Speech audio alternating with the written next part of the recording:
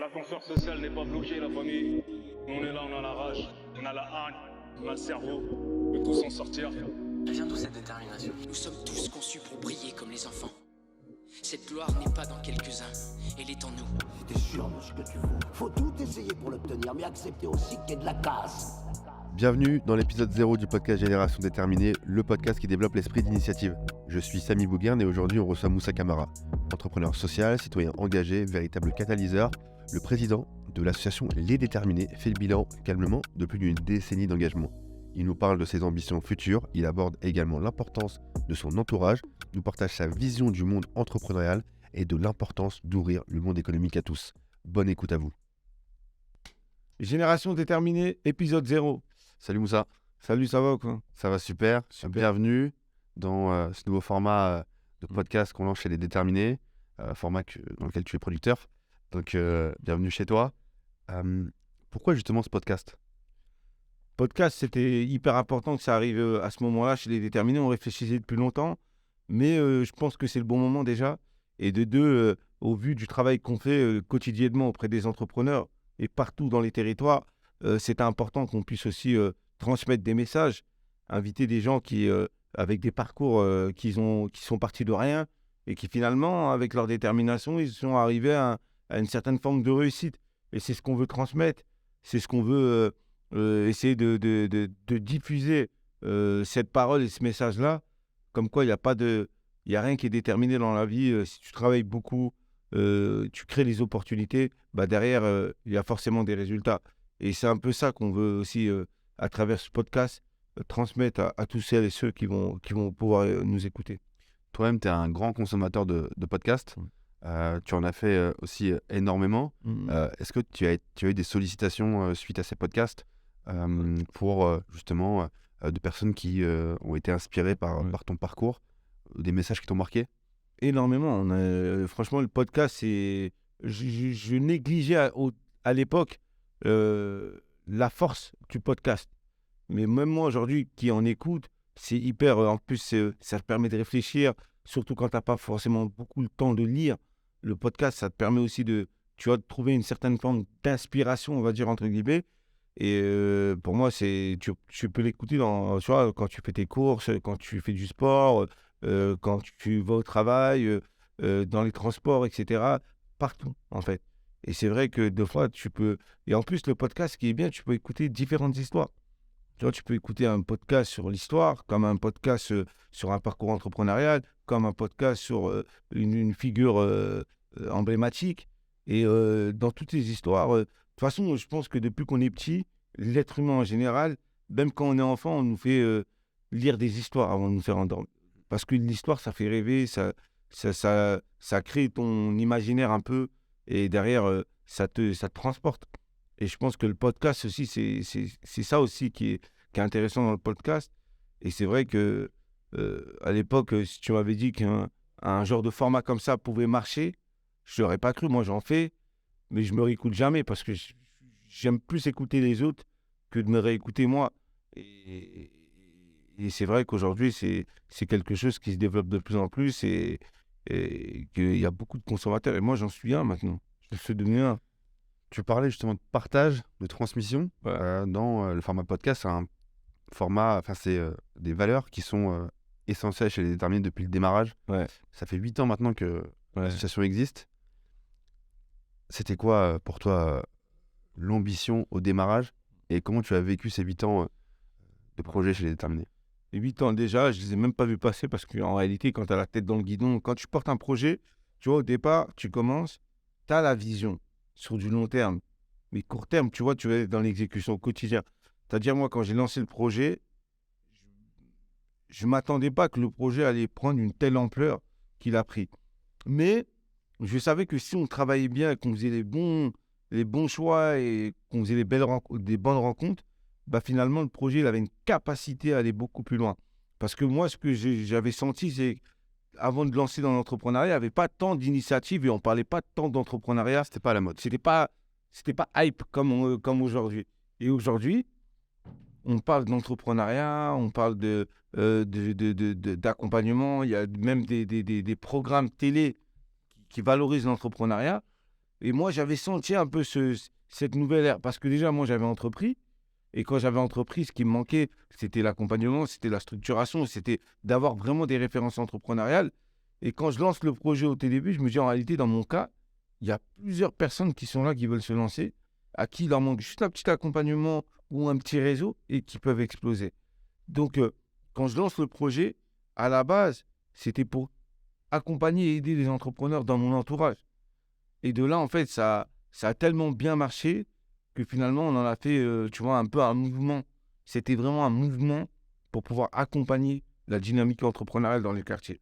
Au-delà d'un projet purement associatif ou économique, c'était un projet en fait, d'émancipation économique profonde qui allait changer la vie de femmes et d'hommes qui allaient passer par chez nous, quoi. On l'entend, tu es énormément engagé, et ça depuis des années, au-delà des 8 ans, hein, depuis maintenant, je crois, 17 ans. Ton engagement, il est né à Cergy, Ouais, ta ville d'origine. Hein, Ouais. tu es né, je crois que tu y habites encore. bien sûr. Ça représente quoi pour toi, cette ville? Moi, j'ai grandi dans une époque où, tu vois, quand on était plus jeune, on aimait représenter. En fait, moi, j'ai grandi dans un truc où tu habites, tu représentais l'endroit où tu habites. Parce que c'était une fierté, même si parfois c'était. Moi, j'ai grandi dans un quartier qui avait une mauvaise réputation. Bah, en fait, pour nous, ça a toujours été important de valoriser là où tu viens. Et c'est vrai que Cergy, pour moi, c'est un peu un laboratoire. Je le dis souvent, c'est là où je teste tous mes nouveaux projets. Quand j'ai des idées, je vais les commencer à Cergy. Si ça marche, je commence à les déployer à l'échelle nationale. Mais c'est vrai que là, naturellement, pour moi, ma ville, elle compte beaucoup. J'y habite, j'ai ma famille, j'ai mes amis, j'ai tout mon entourage là-bas. Et j'ai un rapport, qui est sain, quoi, tu vois, avec ma ville. Et j'ai toujours été soutenu, avant d'être soutenu ailleurs, par des gens de ma ville, quoi. Et je trouve que ça, c'est aussi important de redonner là où tu as reçu. Tu vois, je suis extrêmement reconnaissant, tu vois, de ce que la ville m'a apporté. Mais derrière, mon rôle à moi, c'est aussi comment je peux aussi apporter aux jeunes de la ville, aux habitants, ceux qui ont des projets. Donc, naturellement, ça s'est fait normal, quoi. Et je suis toujours attaché à ma ville de départ, quoi. On parlait de tes engagements, on va pas revenir sur l'ensemble de ces engagements, mais on a eu les émeutes citoyennes, AGPR, avec qui tu as fait énormément de choses sur le champ de la culture, de la jeunesse, un mouvement dans lequel vous avez réussi à imposer vos idées et à avoir voix au chapitre. Cette différence entre Moussa, l'entrepreneur social que tu es, la Ouais. personne engagée, et le Moussa Camara dans la vie de tous les jours, Ouais. est-ce que tu arrives à justement trouver cet équilibre, ou bien est-ce que les deux sont liés et tu n'arrives jamais vraiment à t'en débarrasser? Moi, je pense que j'arrive à trouver l'équilibre, hein. Et moi, je mets toujours un point nommé à séparer tu vois, les deux, quoi. C'est-à-dire, moi, ma vie privée, c'est ma vie privée. Et j'expose rarement ou presque jamais ma vie privée. Si on ne me pose pas de questions, j'en parle pas parce que je pense que, tu as vu, il faut vraiment séparer les choses. Moi, quand je suis Moussa, fondateur des Déterminés, je suis Moussa, fondateur des Déterminés, qui porte une responsabilité, qui porte une mission. Et c'est ça que je mets en avant. Derrière, quand j'ai ma vie privée, j'ai ma vie privée. Et tu vois, les deux, pour moi, ils sont liés, mais j'ai bien évité de mélanger les genres parce que ça me permet de garder la tête sur les épaules. Ça permet aussi de préserver mon entourage. Et surtout, tu vois, eux, ils ne voient pas forcément tout ce que je développe, comment je le développe, avec qui je travaille, etc. Ils regardent un peu de loin. Mais derrière, ça me permet aussi de vraiment avoir un rapport assez sain.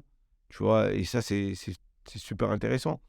Parce que, voilà, si j'avais mélangé les deux, finalement, tu t'enfermes. Si ça ne marche pas là-bas, bah, ça a des répercussions sur ta vie privée.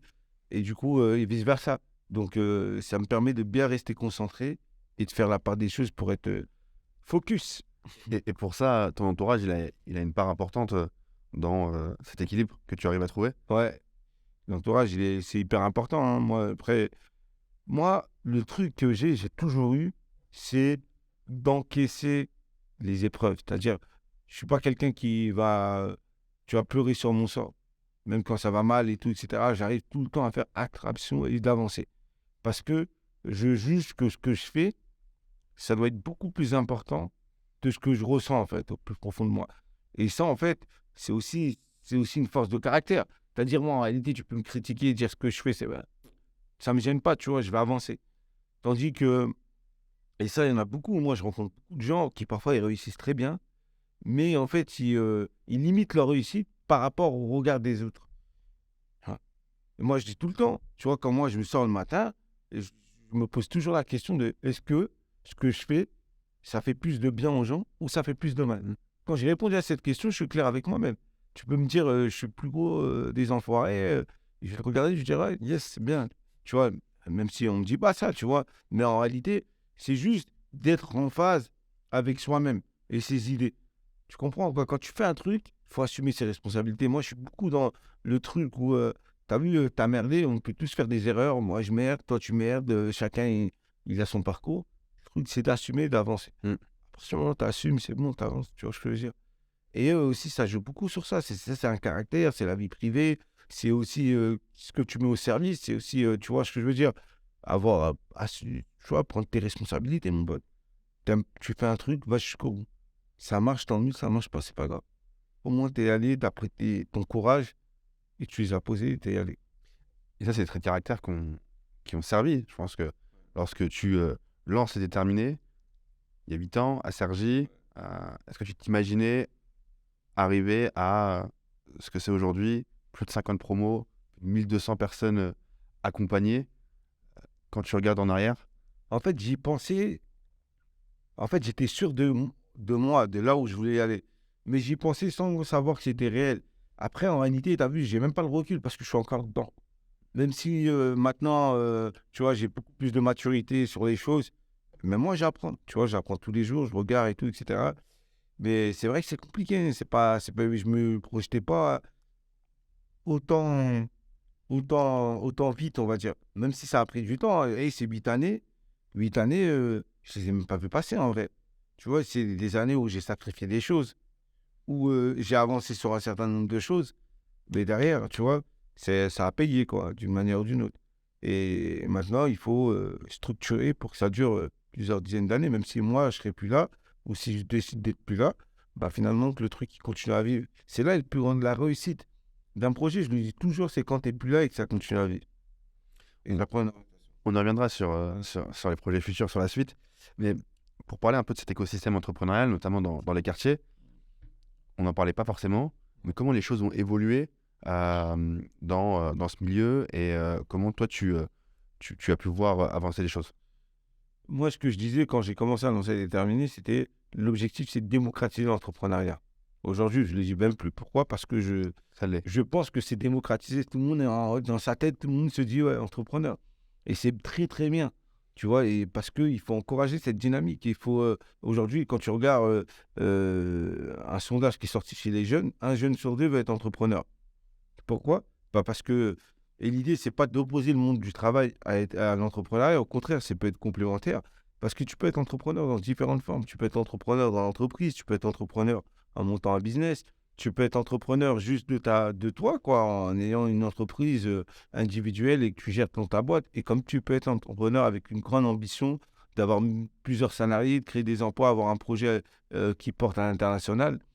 Et en fait, il faut respecter ce choix.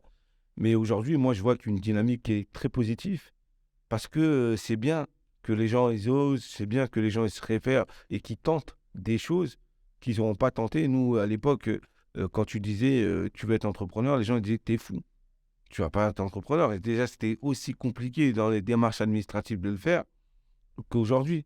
Aujourd'hui, tu peux ouvrir ton auto-entreprise. C'est rapide en 2-3 clics, tu vois. Mais c'est bien parce que ça laisse la porte ouverte à d'autres opportunités et d'autres, d'autres voies que beaucoup de jeunes ne seraient pas imaginées. Mais malgré ça, il y a encore un déficit quand tu vois le manque d'accompagnement chez les entrepreneurs qui se lancent, quand je vois énormément d'entrepreneurs qui veulent se lancer et qui payent des formations, qui payent des choses, tu vois, qui valent pas ce prix-là, quoi. Je dis, c'est dommage, tu vois, il y en a, ils sont prêts, tellement ils ont un rêve, ils ont un projet, ils sont prêts à faire des sacrifices et parfois ils font les mauvais choix. Justement, ça s'est diffusé partout, chez les sportifs, chez les rappeurs, chez les cuisiniers, pâtissiers. Tout le monde se dit entrepreneur et endosse cette casquette aussi, mais chez les influenceurs, chez il y a des grosses polémiques en ce moment. Tu parlais de ceux qui achètent des formations. Toi, tu rencontres des personnes qui se sont fait, entre guillemets, arnaquer, ont payé des choses, ont eu des espérances. On le voit également sur les capsules sur Instagram, TikTok, sur la liberté financière, aller à Dubaï, devenir millionnaire, faire du trading, etc. Toi, c'est quoi ton regard par rapport à tout ça? Moi, je connais aucun entrepreneur que j'ai rencontré dans ma vie, et j'aimerais bien en rencontrer, hein, mais je connais aucun entrepreneur qui m'a dit j'ai réussi parce que j'ai regardé une vidéo sur Internet sur la motivation ou je sais pas quoi. Personne. Tu vois, j'ai aucun. Donc tout ça là, c'est des trucs qui, pour moi, tu vois, quand je vois ces vidéos-là, je les zappe direct. C'est des trucs qui, en fait, qui idéalisent l'entrepreneuriat et qui, avec des grandes paroles, des grandes messes, etc., font miroiter l'entrepreneuriat à beaucoup de personnes. Tu vois ce que je veux dire? Et en réalité, quand les gens ils découvrent ce que c'est vraiment l'entrepreneuriat, ils se mangent une claque, ils ne sont pas prêts. Parce qu'en réalité, ils n'avaient pas compris ou ils n'avaient pas capté que ça allait être aussi dur, prenant, et que finalement, tu allais faire des sacrifices, que parfois ça va payer, que d'autres, ça ne va pas forcément payer, que tu vas beaucoup investir dans un projet qui ne va jamais voir le jour, ou que tu vas faire des mauvais investissements. Et ça, en fait, toutes ces vidéos, elles contribuent, tu vois, à juste flatter un peu ton... Tu vois, t'as ton ego, ta motivation en disant que ouais, tout est possible. Moi, je déteste ces vidéos-là. Je les regarde même pas. Je veux même pas...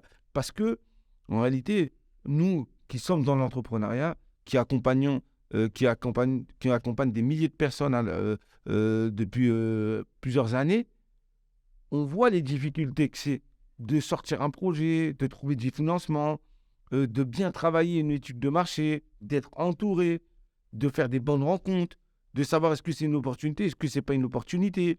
Tu vois, on voit la difficulté que les entrepreneurs galèrent tous les jours à avoir. Et toi, tu fais ta vidéo sur Internet en disant, ouais, tu peux devenir millionnaire, truc, nanana, etc. Or qu'en réalité, on sait que c'est pas ça. Donc, c'est pour ça que, tu vois, moi, je relativise beaucoup et on fait passer un bon message aussi auprès des gens qu'on voit au quotidien, même, que non, tu as un projet, essaie de le tester à petite échelle. Alors, dès que tu vois qu'il y a un peu une appétence, là, essaie de regarder s'il y a un vrai marché. Après, une fois que tu as regardé, il y a un vrai marché. S'il y a un vrai marché, là, petit à petit, essaie de voir si tu peux avoir des clients. Après, combien tu fixes tes prix, etc. Tu vois, c'est étape par étape. Tu vois, et c'est ça qu'il faut expliquer aux gens. Justement, vous avez pris le parti pris de faire une formation longue. Ouais. On voit, il peut y avoir des formations sur 3 jours, 5 jours, une semaine. Et là, les déterminés, c'est 6 mois de formation. Pourquoi ce parti pris? Parce que on a voulu accompagner. Moi, j'ai toujours dit que si je développais un programme d'accompagnement, et pourtant, moi, j'ai lancé le projet déterminé dans la formation, je ne viens pas du tout du monde de la formation. Au début, quand il fallait construire un programme pédagogique, il n'était pas aussi quali qu'il était là, et il fallait s'entourer. Alors, deux fois, tu t'entoures, tu comprends que l'organisme avec qui tu travailles, ils ne sont pas forcément compétents dans tout, ils font du bricolage. Donc, toi, tu vois les failles, tu essaies de t'améliorer, tu essaies de voir comment tu peux améliorer. Tu regardes les retours des gens qui sont passés par là et qui disent non, ça c'était bien, ça c'était pas bien. Et nous, on faisait des heures à la fin des formations. À l'époque, ça durait à peu près 2 mois. Tu vois, entre 6 semaines à 2 mois. Et on reprenait avec toute la promo, jour par jour, leur intervention, les intervenants, ce qu'ils ont appris, ce qu'ils n'ont pas appris. Et en fait, on était en train d'essayer d'améliorer notre méthode pédagogique d'accompagnement à la formation. Et du coup, on s'est rendu compte que non, déjà 1 mois, 2 mois, ça ne suffisait pas. Il fallait que ça soit beaucoup plus long. Et on s'est dit, on va proposer un programme qui va durer 6 mois en présentiel, en physique. Parce que pour accompagner, nous, on accompagne en plus des gens de diplômés, d'autres moins diplômés, des gens qui arrivent avec un parcours professionnel, d'autres qui n'ont jamais travaillé. Et du coup, tu dois un peu équilibrer ton programme pour faire en sorte que chaque personne qui rentre dans le programme, il puisse avoir à la fin le même niveau de compréhension pour pouvoir démarrer sa boîte. Et moi, je me suis mis à leur place. Moi, à l'époque, à l'école, il y a des matières qui m'intéressaient, d'autres matières qui ne m'intéressaient pas. Et du coup, tu me remets dans une salle de classe pour apprendre l'entrepreneuriat, dans un projet que moi, j'ai choisi, ça va vite m'ennuyer, je vais me barrer. Tandis que si tu réfléchis de manière différente en disant là, vous venez, c'est pour vous, mais en même temps, ce que vous allez apprendre, ça va vous servir dans votre business, mais en même temps, c'est pas scolaire parce que les intervenants qui interviennent, ils te parlent avec tes mots et en plus, ils t'accompagnent en même temps à côté. Et pour que même si c'est un truc que tu n'aimes pas, bah, tu vas facilement comprendre. Bah, quand tu t'adaptes à ça, bah, finalement, tu te rends compte que déjà, tu ne peux pas le faire en un mois. Ça dure forcément plus d'un mois et 2 mois. Donc, on a fixé un peu un délai de 6 mois, mais derrière, il y a un accompagnement, il y a un suivi après le programme. Et du coup, moi, quand je vois parfois des formations en 3 jours, on va vous apprendre à devenir entrepreneur, j'aimerais bien avoir la recette parce que je ne l'ai toujours pas trouvée. Parce que tu pourrais faire des petites formations et accompagner des milliers d'entrepreneurs. L'idée, c'est d'être dans la durée. Moi, je préfère accompagner un petit groupe d'entrepreneurs, mais bien les accompagner dans la durée. Et même ça, c'est pas évident. Tu vois, même ça, c'est pas évident que de faire 1 ou 2 jours parce que je sais pas véritablement quel va être mon impact. Tandis que quand je les ai minimum avec nous pendant 6 mois, finalement, on voit les résultats, on voit le changement de posture, on voit l'état d'esprit qui est plus le même, on voit les projets qui s'affinent, qui pivotent et qui changent. Et ça, c'est concret, quoi. C'est réel, tu le vis, quoi. Et c'est ce que moi, j'ai voulu faire. Et c'est jusqu'à aujourd'hui, on a fait un parti pris de proposer une formation gratuite sur sélection pendant 6 mois. Tu vois, on aurait pu faire plus. Hein. On aurait pu dire on a accompagné 10, 15, 100 000 personnes, mais on ne les aurait pas vraiment accompagnés, en vrai. Et certains, ils auront peut-être réussi, mais on aurait contribué à ça. Tandis que là, on sait que quand on est avec eux, derrière, il y a un réel impact. On sait que là, on a vraiment contribué. On peut dire, là, on a contribué. Parce que grâce à ça, ça et ça, voilà ce qu'ils sont devenus. Au début, on les a vus comme ça. Et tous ceux qui viennent, tu as pu le voir, vous avez pu le voir, tout le monde, toute l'équipe, ils voient les gens au début, ils les voient à la fin, c'est plus les mêmes. Tu vois ce que je veux dire? Donc là, tu vois en direct le changement que tu as pu apporter. Il n'y a pas meilleur que ça. Et en plus, c'est ça qui nous drive. Moi, c'est ça qui me drive. C'est pas un truc où je vais venir, je vais faire de la formation entrepreneuriale et je vais dire j'ai accompagné tant de gens, mais j'ai jamais vu le changement. Moi, ce qui me rassure et ce qui me fait et ce qui me convainc que ce que je fais, ça marche, c'est parce que je vois le résultat. Il y a une vraie transformation. Tu vois, il y a une vraie transformation. Si je vois pas le résultat, tu vois, ça m'aurait même pas, moi-même, ça m'aurait même pas fait kiffer et j'aurais peut-être lâché le projet ou je l'aurais pas fait de la même manière. Et là, je le fais de cette manière-là, en étant investi et impliqué, parce que je vois le résultat, c'est du direct. Tu parlais justement du démarrage, des déterminés, 6 semaines de formation à 2 mois. Tu étais seul, puis 2, 3, aujourd'hui presque 50. Comment tu as réussi à embarquer toutes ces personnes autour du projet? Et quand je dis 50, c'est les équipes, mais il y a aussi tous les partenaires qui sont autour de toi et des partenaires qui sont prestigieux. C'est quoi ta recette? Moi, la recette, c'est simple. Moi, de tous les projets que j'ai fait au démarrage, j'avais pas les moyens de payer les gens, mais j'avais une grosse capacité à embarquer les gens avec nous. Et ça, moi, j'ai toujours dit, ça, c'est l'une de mes forces. Je sais pas, c'est naturellement, tu vois. C'est un peu ma tribu, des gens au début qui viennent, pas parce qu'ils sont motivés par l'argent, mais parce que ils sont passionnés par un projet, ils sont passionnés par un engagement, ils sont passionnés parce que, voilà, ils veulent aussi apporter leur pierre.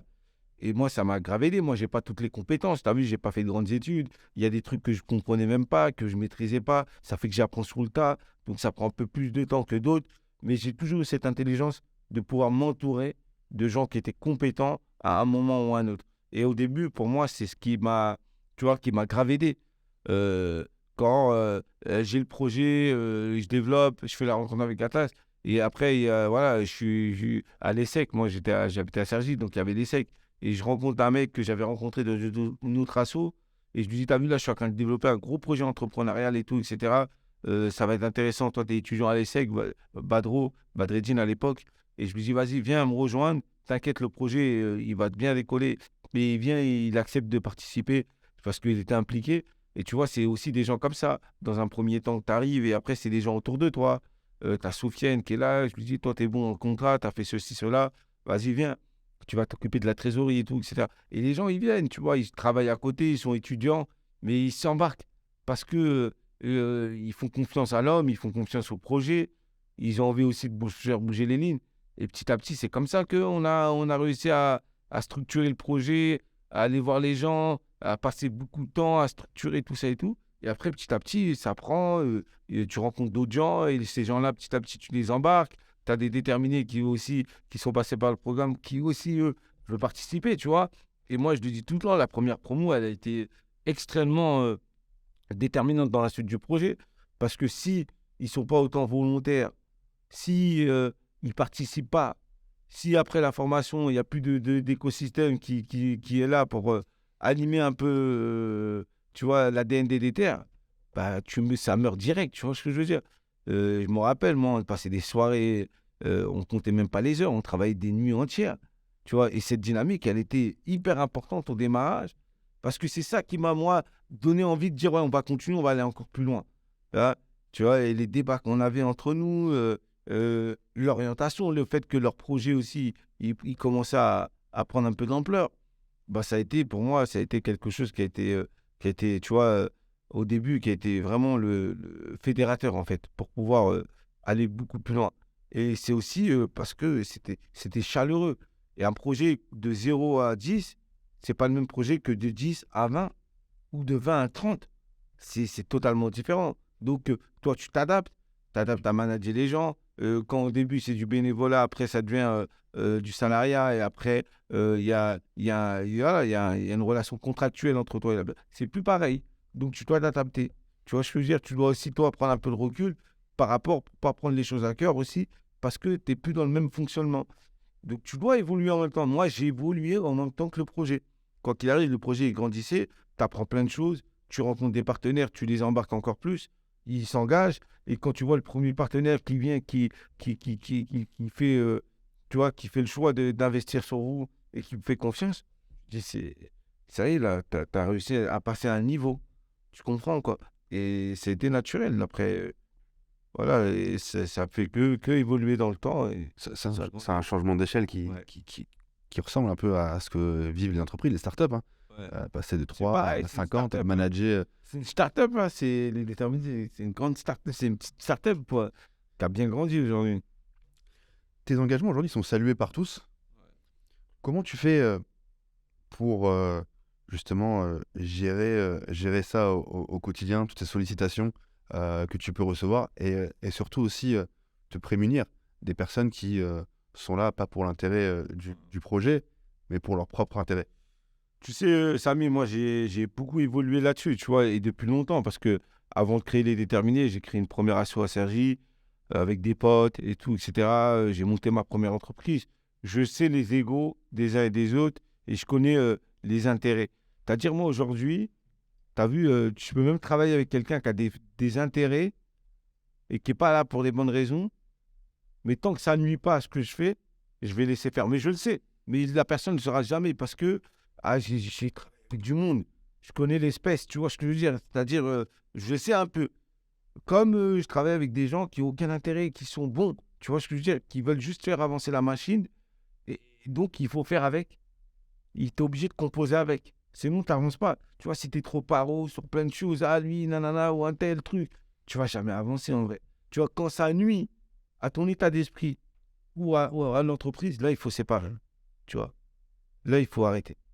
Tant que ça ne nuit pas au projet et à ton intégrité ou à toi, il faut laisser faire, en fait. Tu vois, moi, j'ai appris à prendre le recul par rapport à ça. Pourquoi je te dis ça? Parce que le projet doit être beaucoup plus fort que les individualités des gens et des intérêts des gens.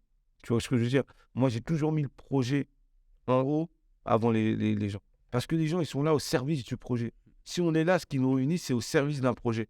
Et ce projet-là, il est encore plus noble quand il s'agit d'aider et d'accompagner des gens. Tu vois ce que je veux dire? Ça veut dire là, on doit être intransigeant. Tu comprends quoi? Moi, le premier, le jour où je déconne, si je mets à risque le projet, il faut que je me bats. Je préfère couper ma tête, mais que le projet continue à vivre, que de laisser le projet pourrir parce que mon ego va me dire, ouais, reste, c'est toi qui as tout fait, etc. C'est hyper important de se retirer au bon moment.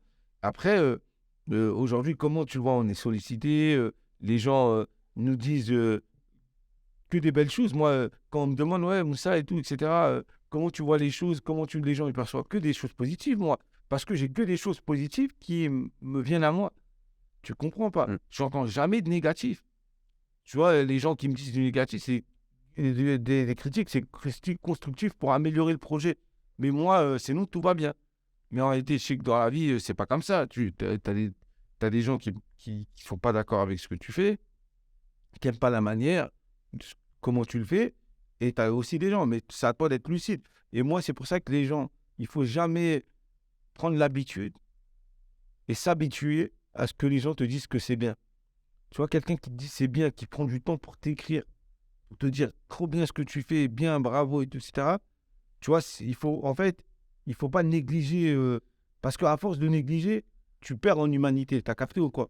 Et avant, quand quelqu'un nous disait c'était bien, c'est pas parce que maintenant, aujourd'hui, tout le monde nous dit que c'est bien, qu'il faut Il faut minimiser aujourd'hui. minimiser ça. Tu vois, et moi, ça, c'est un combat. Tu comprends pas? Un combat même de moi-même que je fais. Tu vois, faut pas m'habituer à ce que les gens. En fait, il faut pas que je m'habitue des messages des gens qui me disent ouais, c'est bien. Au contraire, à chaque fois que quelqu'un me dit c'est bien, bravo pour ce que tu fais, et qui félicite le travail qu'on fait, faut toujours être. Tu vois, C'est comme, c'est comme une pression en plus pour dire c'est comme faut que j'aille plus loin. pour faire mieux. Et c'est aussi, tu vois, une reconnaissance des gens qui parfois tu connais même pas, qui ont entendu ce que tu as dit, qui ont vu ce que tu as fait et qui te félicitent. Et il faut jamais s'habituer à ça. Parce que le jour où tu t'habitues à ça, c'est le début de la fin. C'est fini. C'est fini totalement. Tu vois ce que je veux dire? Et moi, j'ai toujours vu comme ça. C'est pour ça que, tu vois, l'humain, on le remet tout le temps au centre du projet en disant, voilà, c'est bien et tout, etc. Après, c'est sûr et certain, tu ne seras jamais satisfait de tout le monde. Comme les gens ne seront pas satisfaits de toi. Mais il faut avoir cette capacité et cette intelligence de pouvoir, en fait, accepter les deux. Tu vois? C'est ça qui te fait grandir, en vrai. Je te parlais justement des partenaires, des personnes que tu as réussi à embarquer. Aujourd'hui, les déterminés, il y a le programme entrepreneurial qui est le programme phare de l'association. Mais il y a aussi la question de l'emploi. Il y a les outils que tu arrives à développer justement pour répondre aussi à des vraies problématiques que peuvent rencontrer les entrepreneurs.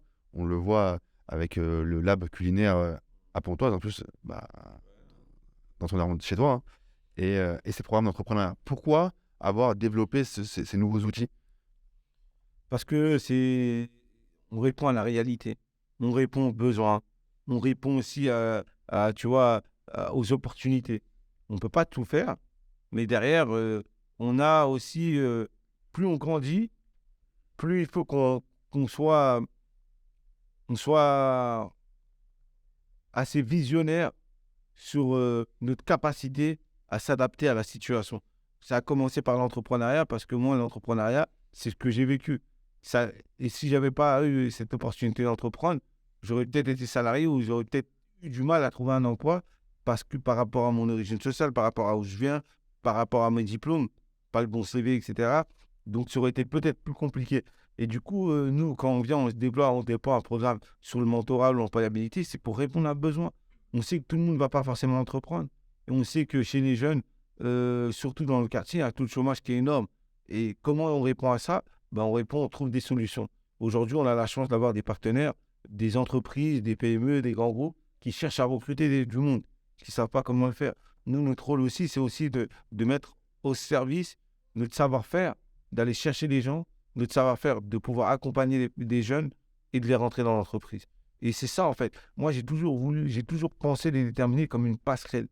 C'est-à-dire une passerelle entre deux mondes qui ne se parlent pas. Une passerelle entre le monde économique, les quartiers populaires, les jeunes, les territoires, où il y a un vivier de talents, il y a des opportunités énormes dans ces talents-là. À côté de ça, des entreprises qui développent des emplois, qui développent une certaine économie qu'il faut juste mettre en lien et accompagner cette mise en lien. Une fois que tu as accompagné, ça crée des choses. Ça a permis à des jeunes aujourd'hui de vivre leur passion, de travailler dans des grands groupes hôteliers, d'être pâtissier, d'être cuisinier, d'être développeur web, de travailler dans les métiers de la publicité et de la communication, de travailler dans la logistique, de travailler dans plein de secteurs d'activité dans lesquels ils n'auront jamais eu l'opportunité de le faire. Donc, ça ouvre aussi d'autres opportunités qui s'ouvrent à des gens qui ne seront pas forcément allés vers l'entrepreneuriat. Et derrière, tu vois, ça fait des rencontres. Parce qu'aujourd'hui, maintenant, on ouvre des lieux. Et ces lieux-là, ça permet de former des gens pour répondre à nos deux besoins. Besoin entrepreneurial et besoin d'emploi. Quand tu vois qu'on ouvre un lab culinaire de 300 mètres carrés pour former des jeunes dans la pâtisserie, la cuisine, qui vont soit monter leur entreprise, soit ils vont aller travailler dans une entreprise. Mais ils auront un talent à la fin. Quand on va ouvrir un lieu autour des industries créatives.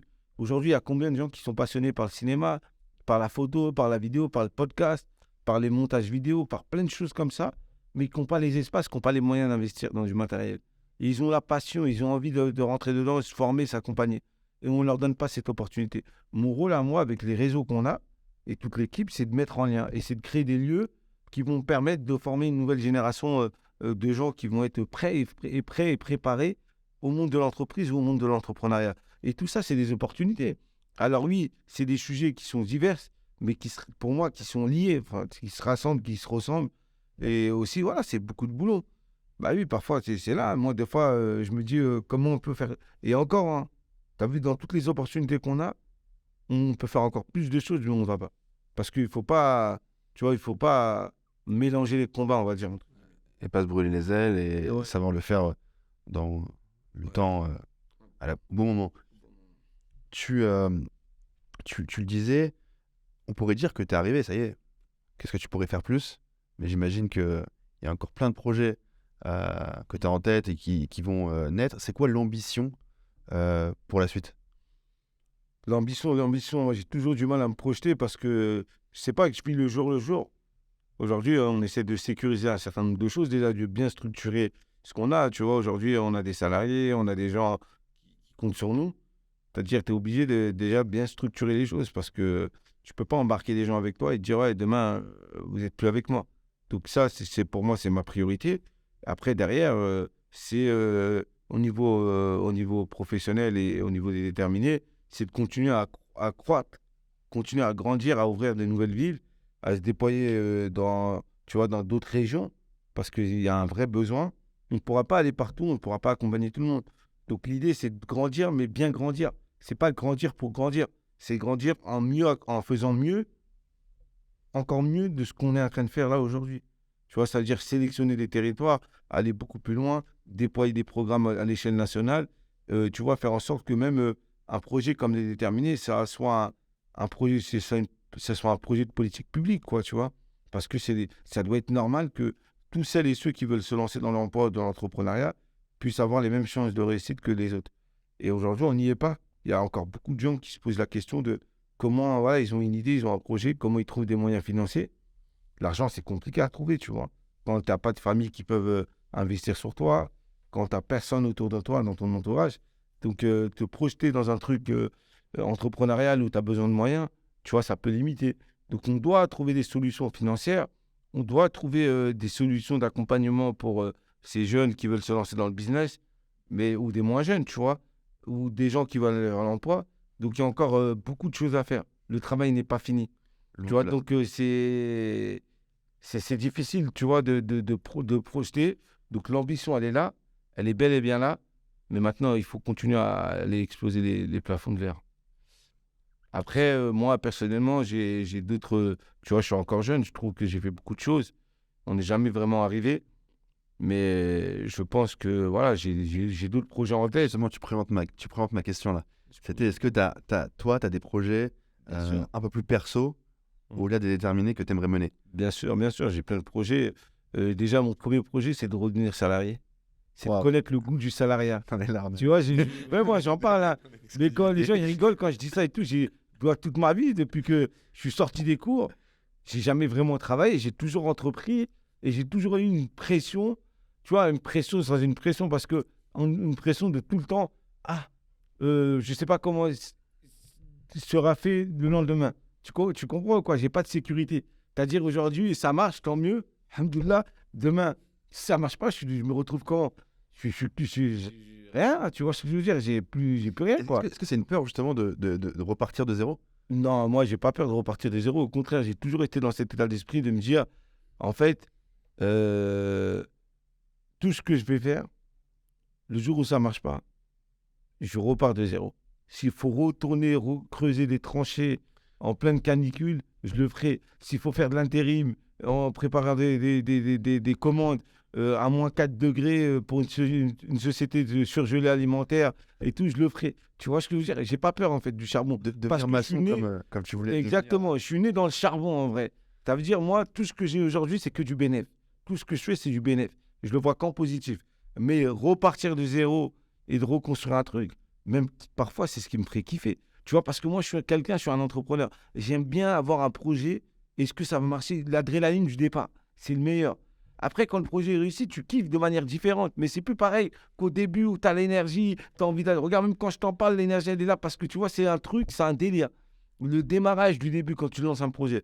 Donc, non, aujourd'hui, tu vois, c'est pas le truc qui me fait plus peur. Mais c'est vrai que quand on me demande, ouais, c'est quoi et tout, ouais, j'ai envie de retourner dans l'entrepreneuriat pur et dur, reprendre un projet de zéro, tu vois, et d'en faire un gros projet. Tu vois, et une fois que ça arrive là, de repartir vers un. Moi, je suis un bâtisseur, tu vois. Je le définis comme un bâtisseur. J'aime bien bâtir le truc et tout, etc. Et après, une fois qu'il est bâti, c'est notre vie. Par contre, quand je te dis vraiment, mon rêve, c'est de redevenir salarié. C'est devenir, c'est même pas redevenir, parce que je ne l'ai jamais vraiment été. Et tu vois, quand tu te projettes plus tard et tout, c'est est-ce que je pourrais, est-ce que je pourrais pas. Souvent, les gens me disent, ah, toi, tu peux pas avoir un patron et tout. Pas grave, moi, j'aime bien. Tu me donnes une tâche, je rentre. Je commence à 8h, je finis à 17h, 18h. Après, même si ça dépasse. Mais j'ai un cadre. En fait, j'ai un cadre. Ça, c'est un truc que je kifferais avoir dans ma vie, tu vois. Parce que je ne l'ai jamais eu. Et j'ai toujours été en mode pression. Pression, pression, pression. T'as un truc, il faut que ça marche là, il faut que tu penses à ça, tac, tac, tac. T'as ça à gérer, t'as tel projet à développer et tout, etc. C'est prenant, tu vois, quand t'es entrepreneur.